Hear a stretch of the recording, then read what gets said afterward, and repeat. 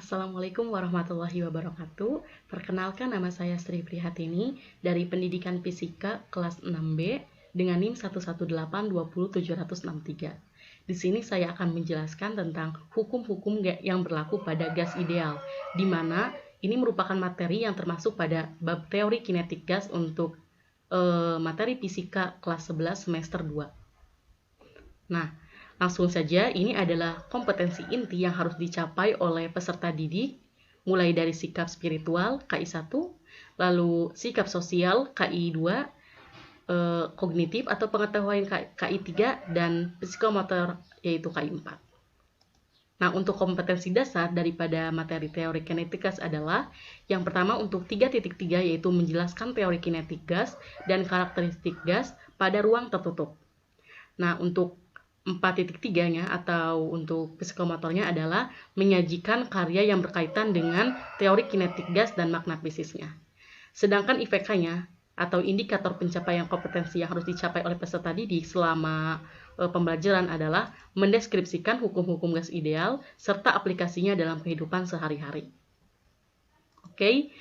Tujuan pembelajaran daripada hukum-hukum gas ideal ini adalah dengan menyadari hubungan keteraturan dan kompleksitas alam terhadap kebesaran Tuhan yang melalui kegiatan pengalaman fenomena yang terdapat dalam lembaga kerja, diskusi, dan tugas individu dalam pembelajaran ini diharapkan siswa mampu terlibat aktif, bekerja sama, toleransi, bertanggung jawab, menjunjung tinggi kejujuran, serta mampu menyajikan karya yang berkaitan dengan teori kinetik gas dan makna fisisnya. Tanpa berlama-lama lagi, mari kita langsung ke materi hukum-hukum gas ideal. Di sini ada 4 hukum gas ideal yang akan saya kupas satu persatu. Untuk yang pertama yaitu hukum Boyle.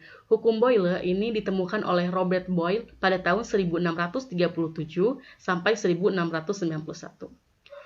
Robert Boyle ini menyelidiki hubungan tekanan dengan volume gas dalam suatu wadah tertutup pada suhu konstan. Jadi suhunya itu dibuat konstan tanpa mengalami perubahan.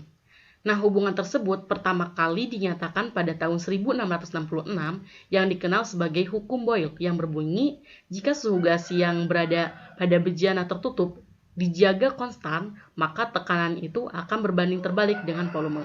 Nah, di sini sudah jelas ya di percobaan bahwa temperatur atau suhunya itu dibuat tetap. Nah, ketika volumenya dinaikkan, itu maka tekanannya itu akan semakin berkurang. Nah, begitu sebaliknya, ketika tekanannya itu dinaikkan, maka volumenya akan berkurang. Maka berlaku PV sama dengan konstan, di mana V adalah tekanan gas dan V adalah volume gas. Nah, ini adalah tabel dan grafik hubungan tekanan volume. Di sini ada suatu data yang menyatakan tekanan pada satuan atmosfer dan volume dalam satuan mililiter. Kalau misalnya kita gambarkan pada suatu grafik, maka terdapat grafik ini menunjukkan suatu hubungan antara tekanan dan volume, di mana tekanan itu berbanding terbalik dengan volume. Ketika tekanannya semakin tinggi, maka volumenya itu bernilai rendah, dan ketika volumenya itu semakin tinggi, maka tekanannya itu semakin rendah, gitu ya. Jadi berbanding terbalik. Oke, selanjutnya yaitu penerapan hukum Boyle ini terjadi pada, contohnya itu pada cat semprot. Nah, cat semprot ini menerapkan hukum Boyle, gitu. Gimana sih cat itu dapat keluar dari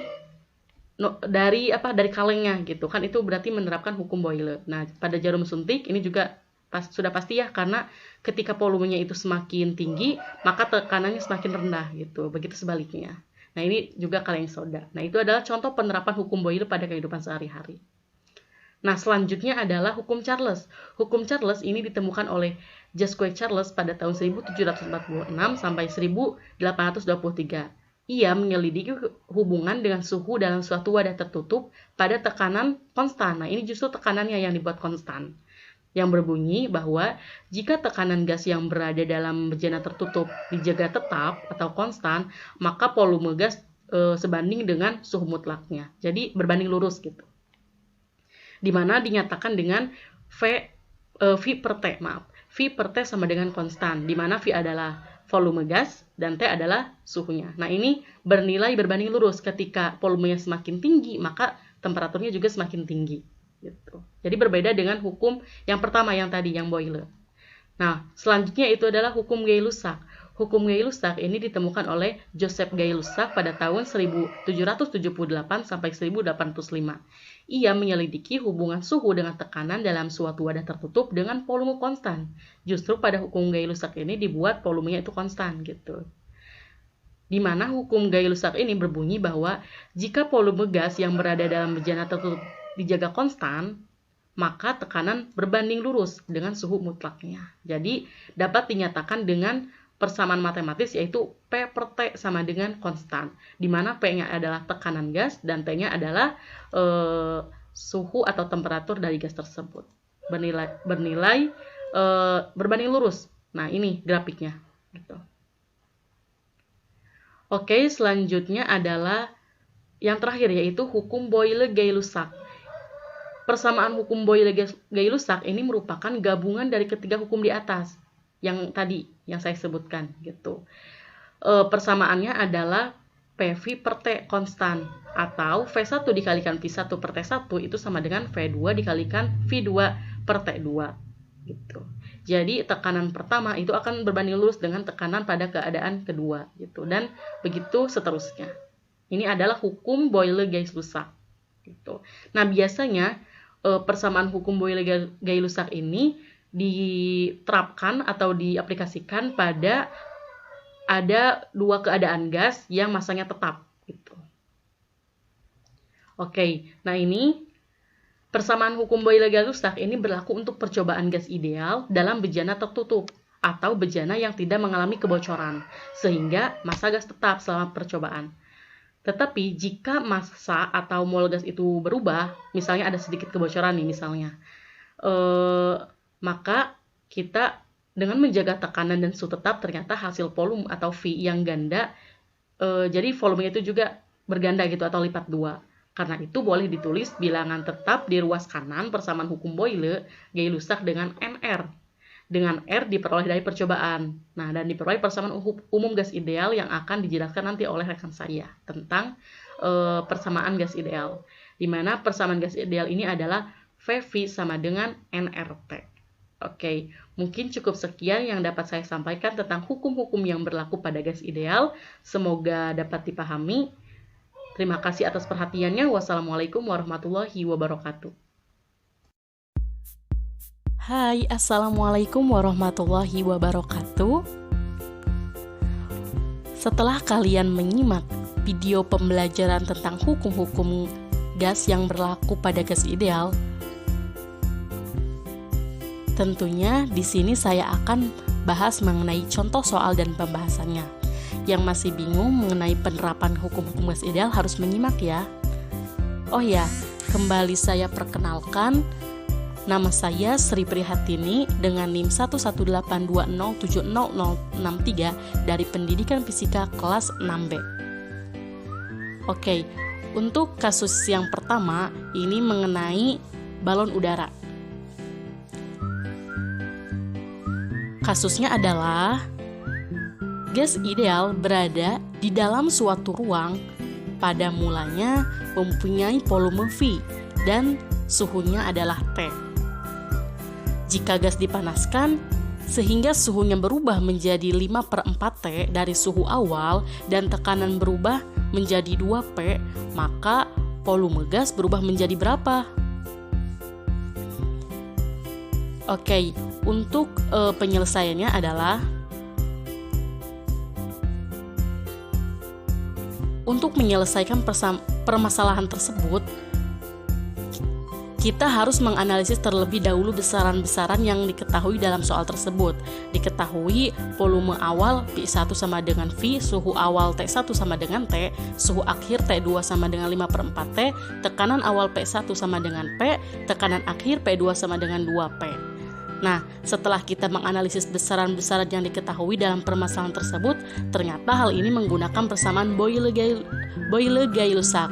Yang ditanya adalah volume akhir dari P2. Yuk kita jawab.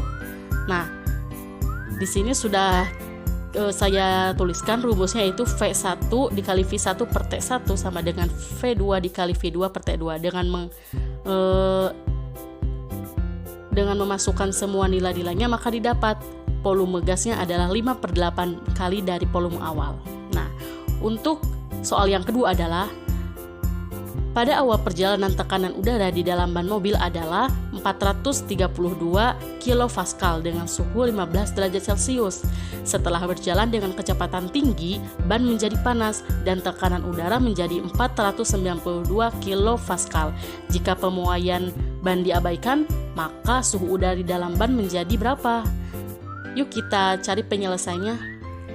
Seperti biasa, diketahui tekanan awal P1 sama dengan 432 kilopascal, tekanan akhirnya 492 kilopascal, suhu awalnya 15 derajat Celcius, dan yang ditanyakan adalah suhu akhir atau T2. Nah, di sini kita menggunakan hukum Gay-Lussac, proses isokorik atau volume konstan. Dengan menggunakan rumus P1 per T1 sama dengan V2 per T2. Jadi, setelah kita mensubstitusikan semua nilai-nilainya, maka suhu udara di dalam ban menjadi 17 derajat Celcius. Oke, mungkin itu yang dapat saya jelaskan mengenai penerapan hukum-hukum gas ideal dan penyelesaiannya. Semoga dapat bermanfaat dan dapat dipahami dengan baik. Sampai bertemu di lain kesempatan. Terima kasih atas perhatian kalian semua. Wassalamualaikum warahmatullahi wabarakatuh.